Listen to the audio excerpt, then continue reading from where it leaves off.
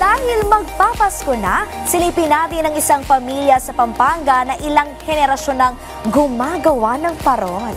Yan ang sentro ng balita ni Floyd Bregs. Ito ang Giant Lantern Festival sa siyudad ng San Fernando, Pampanga.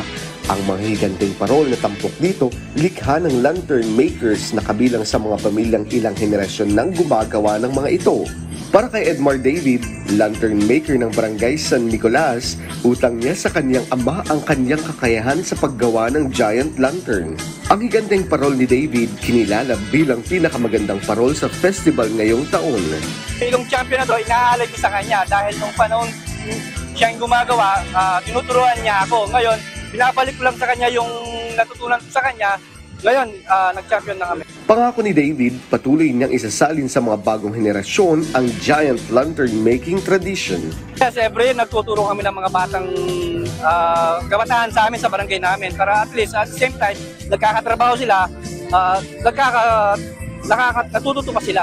Magpapatuloy pa rin ang eksibisyon ng mga higanteng parol hanggang January 1 dito lamang sa Christmas Capital of the Philippines.